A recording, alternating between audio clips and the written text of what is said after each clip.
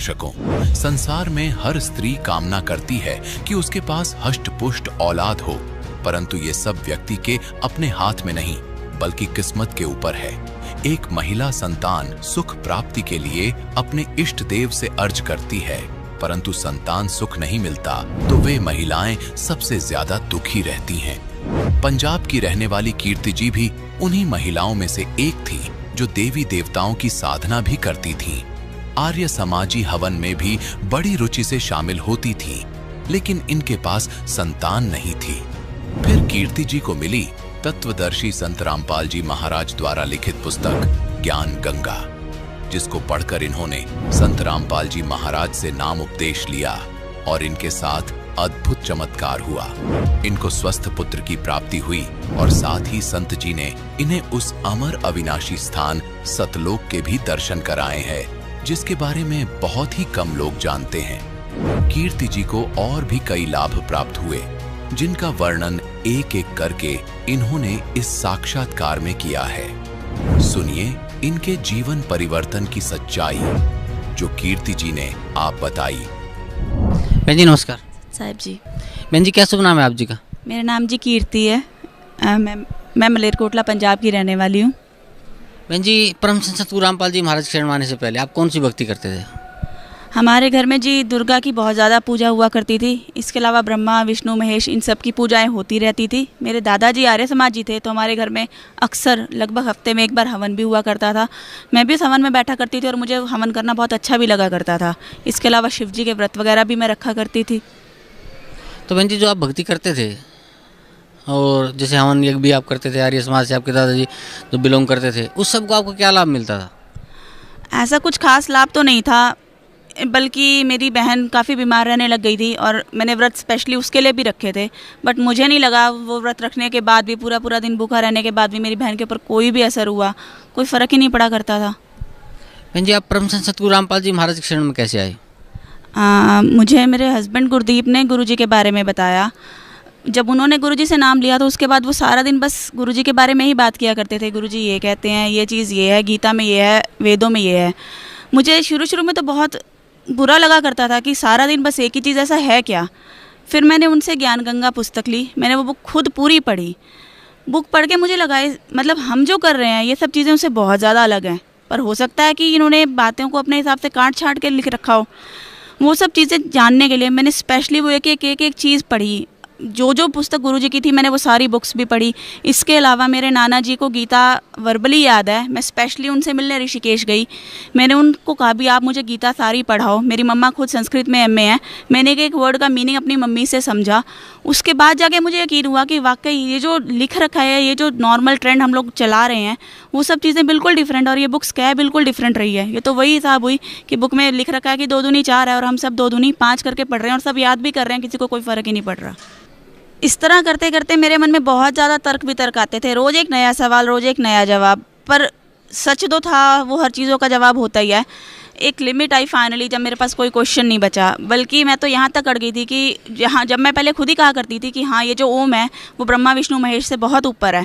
But एक बार मैं खुद ही अड़ गई कि ब्रह्मा विष्णु महेश तो मरते नहीं हैं। तब मेरे पति ने मुझे दिखाया कि दुर्गा पुराण में लिख रखा है कि ब्रह्मा विष्णु महेश तीनों ही की मृत्यु हो जाती है, और दुर्गा है जो वो उनकी माता है कि माता तुम तो अमर हो।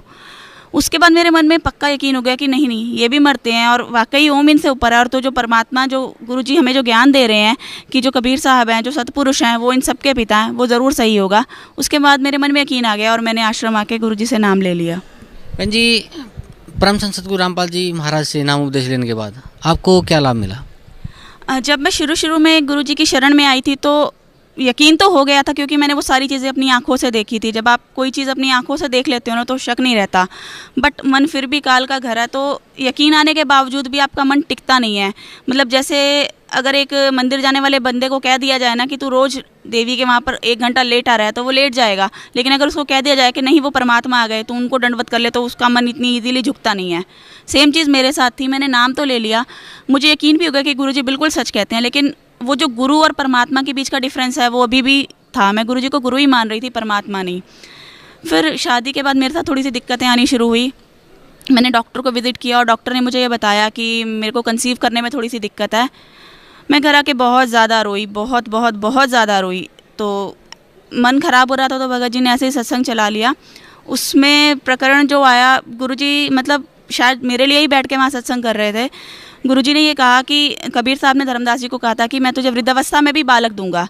तो मतलब मेरे मन में ये आ गया कि मुझे भी बच्चा मिल सकता है। भगत जी ने मुझे कहा कि तुम गुरुजी से प्रार्थना लगा लेना। मेरे मन में ये आ गया कि मैं प्रार्थना क्यों लगाऊं, जब मैं सिमरन करती हूँ तो परमात्मा मुझे अपने आप मेरी मनचाही चीज़ देंगे। और कुछ ऐसा ही हुआ। 1.5 महीने बाद मैं फिर से बीमार रहने लग गई, जलन, गैस्ट्रिक प्रॉब्लम, मतलब मैंने बहुत सारे डॉक्टर्स भी बदले, फ़र्क नहीं पड़ा। और फाइनली 10 एक दिन में मुझे ये पता चल गया कि हाँ मैं प्रेग्नेंट हूँ। मेरे लिए वो बहुत बहुत बहुत ज़्यादा खुशी वाली बात थी। उसके बाद और भी बहुत सारी चीज़ें हुई मेरे साथ, जैसे कि सब कहते हैं कि हाँ ड्यूरिंग प्रेगनेंसी आयरन और कैल्शियम डॉक्टर नॉर्मली प्रेस्क्राइब करते हैं। मेरे को उल्टियाँ बहुत ज़्यादा हुआ करती थी, गोली खाना तो दूर, गोली भी नहीं देखने को मन करता था। मैंने तो मतलब मैं यकीन के साथ ये चीज़ कह रही हूँ, परमात्मा बैठे हैं, उन्होंने बहुत बहुत बहुत अपना हाथ मेरे सिर पे रख रखा है। मैंने आयरन की 10 गोलियाँ भी नहीं खाई होंगी और मेरा बेटा बिल्कुल हेल्दी 3 किलो का हुआ था। मेरा 9th मंथ में जब डॉक्टर ने फाइनली अल्ट्रासाउंड किया तो बेबी का वेट सिर्फ 2 किलो था और डॉक्टर ये कह रहे थे कि आपका बेबी तो बहुत पीछे चल रहा है और 2 किलो का बच्चा 9th मंथ हो गया, कभी भी डिलीवरी हो जाएगी, भी बच्चा तो बहुत ज़्यादा कमज़ोर है। परमात्मा की ऐसी दया रही, मेरी मदर इन लॉ ने गुरुजी से प्रार्थना लगाई थी कि गुरुजी बहू हमारी ठीक नहीं रहती, तो परमात्मा ने कहा था कोई ना माई तेरे को पोता देंगे। मेरी मदर इन लॉ ने मुझे ये बात तब तो नहीं बताई। उसके बाद मैंने खुद गुरुजी से प्रार्थना लगाई, गुरुजी मेरा वेट नहीं बढ़ रहा। परमात्मा कहते कोई ना बेटा, परमात्मा बैठे हैं, सिमरन करो। अपने आप ही बच्चे का वेट 1 महीने के अंदर अंदर 2 किलो से 3 किलो हो गया और मेरी डिलीवरी 10th मंथ के 4th डे में हुई है। नहीं तो जनरली सब कह देते हैं कि हाँ 9th मंथ में डिलीवरी हो जाएगी। परमात्मा ने तब तक वो नहीं हुआ जब तक कि बच्चा प्रॉपर हेल्दी और ठीक नहीं हो गया। इसके अलावा और भी बहुत सारे चमत्कार मेरे साथ हुए हैं। जिस दिन मेरा बेटा हुआ उस दिन मैं पूरी रात सो नहीं पाई थी। बस मेरे को यही था कि हाय परमात्मा 5 मिनट नींद आ जाए, मैं बहुत दिक्कत में हूँ। और वो 5 मिनट की नींद में ही मुझे सतलोक दिखाई दिया। परमात्मा श्वेत गुंबद के नीचे बैठे हुए हैं, सफ़ेद रंग का सिंहासन था और सोने की सीढ़ियाँ थी। वहाँ से एक पक्षी नीचे उतर के आया और हमारे घर पौधों के बीच में एक बच्चा खड़ा हुआ मुझे खुद दिखाई दिया। इसके अलावा परमात्मा ने और भी मेरा हमेशा बहुत साथ दिया है। मुझे लास्ट ईयर सिस्ट हो गई थी और डॉक्टर ने, मैंने कई डॉक्टर्स बदल के टैबलेट्स वगैरह लेनी शुरू करी, बट मुझे कोई फ़र्क सा नहीं पड़ रहा था। मतलब मैं टैबलेट ले लेती थी, ब्लीडिंग बहुत ज़्यादा हो रही थी और मैं ठीक नहीं हो पा रही थी। तो डॉक्टर ने कहा कि हम कैमरा डाल के देखते हैं कितनी दिक्कत है, और मैं बहुत ज़्यादा डर गई। हमने आश्रम फ़ोन करके पाठ के लिए कहा और डॉक्टर ने मुझे टैबलेट दी और मैंने वो टैबलेट खाई। उसके बाद मैं बिल्कुल ठीक हो गई और वो मेरी जो सिस्ट थी वो सिर्फ दवाई से ही डिज़ोल्व होकर निकल गई। और डॉक्टर हर 15 दिन में मुझे पूछ लेती थी तुम्हारे पेट में दर्द तो नहीं हो रहा, तुम्हारे पेट में दर्द तो नहीं हो रहा। परमात्मा ने मेरा इतना साथ दिया, इतनी दिक्कत के बावजूद। दर्द मतलब इससे ज़्यादा दर्द तो वैसे ही हमें थकावट के हमारे टांगों में हो जाता होगा, मुझे दर्द क्या होता है पता भी नहीं चला। वो डॉक्टर भी हैरान रहती है कि पेट में सिस्ट तो दवाई से वो हो रहा है और इसको बिल्कुल दर्द नहीं है। वो दवाइयों का दर्द का पता है एज इट इज़ पड़ा है, मैंने उसमें से एक गोली भी नहीं खाई। अभी मई में हम करौथा आश्रम गए हुए थे। करौथा आश्रम से जैसे ही हम सुबह वापस आए तो आके जैसे ही मैं लेटी मुझे बहुत ज़्यादा चक्कर आने लगे। इतने ज़्यादा चक्कर आने लगे कि मैं गर्दन भी हिलाती थी तो मुझे कुछ समझ ही नहीं आ रहा था कि हो क्या रहा है, मैं कैसे खड़ी हूँ। बिल्कुल लाचारों वाली हालत हो रही थी मेरी। और मुझे नींद आ गई। नींद में यहीं बरवाला आश्रम में मैं खड़ी हूँ, गुरुजी दर्शन दे रहे हैं और मैंने गुरुजी से प्रार्थना लगाई, परमात्मा अगर मुझसे कोई गलती हो गई हो तो मुझे माफ़ कर देना। गुरुजी ने मेरे सिर पर हाथ रख दिया। उसके बाद जैसे ही मैं उठी मैं बिल्कुल ठीक थी। थोड़ी देर उसके 2-3 घंटे के बाद शाम को मैं और मेरे पति सोनीपत से बरवाला एक्टिवा पे आए। नहीं तो जो बंदी सुबह अपना सर भी सीधा नहीं कर पा रही थी वो बंदी इतनी दूर तक एक्टिवा पे ट्रैवल करके आई है। परमात्मा ने मेरा बहुत साथ दिया, बहुत बहुत बहुत ज़्यादा। बहन जी, परम संत सतगुरु रामपाल जी महाराज से नाम उपदेश लेने के बाद आप बता रहे हैं आपको काफ़ी लाभ हुआ, तो भक्त समाज को क्या संदेश देना चाहते हैं आप? मैं सभी भक्तों को ये कहूँगी कि हमारा जन्म एक ही बार होता है। अपने भोजन का इंतज़ाम या रहने का इंतज़ाम तो पशु पक्षी भी कर लेते हैं, फिर मनुष्य जन्म मिलने का फ़ायदा क्या।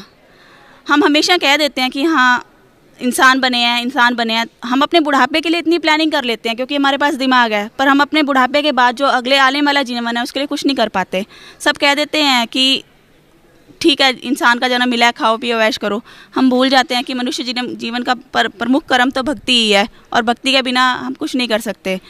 मैं तो सबको यही संदेश देना चाहूँगी कि अगर एक बार हम मनुष्य जीवन छोड़ देंगे तो उसके बाद क्या पता अगले जन्म में हम क्या बन के उत्पन्न हो। इतने करोड़ों जन्मों के बाद फिर से मनुष्य जन्म मिलेगा। हमें अपनी मुक्ति के लिए कुछ करना चाहिए, और मुक्ति भी ऐसे नहीं, ऐसे संत से जो कि तुम्हें वाकई मुक्ति का रास्ता बता सके। और सदगुरु रामपाल जी महाराज जी इकलौते ऐसे संत हैं जो हमें मुक्ति का रास्ता बता सकते हैं, क्योंकि बाकी सब गुरु कह देते हैं परमात्मा एक है, एक रटी रटाई बात है कि परमात्मा एक है। आज तक कोई ये चीज़ प्रूव करके नहीं दिखा सका। गुरु जी हमारे सबके, चाहे बाइबल हो, चाहे कुरान शरीफ हो, चाहे गीता हो, सब में से पढ़कर बताते हैं कि परमात्मा कौन है। वो परमात्मा कबीर साहब हैं, विद प्रूफ दिखाते हैं। और बाकी सब गुरु वहाँ तक पहुँचने का रास्ता नहीं बता सकते, गुरुजी वो रास्ता बताते हैं, और इस चीज़ की गारंटी भी लेते हैं कि मेरे बच्चों में तुम्हें पार करके ही दिखाऊंगा। इसीलिए मेरी सब भक्तों से ये प्रार्थना है, गुरुजी से नाम लें और अपना कल्याण कराएं। आप सब खुद पढ़े लिखे हैं, आप सब जान सकते हैं, आप कंपेयर करो चीज़ें, खुद देखो, मेरे कहे पे क्यों जाते हो। आप पढ़ो, गुरुजी जो बता रहे हैं वो सब सारी बातें अपने गुरुओं से पूछ के देख लीजिए। वो अगर आपको वो सच लगता है तो आप यहाँ ज़रूर आइए।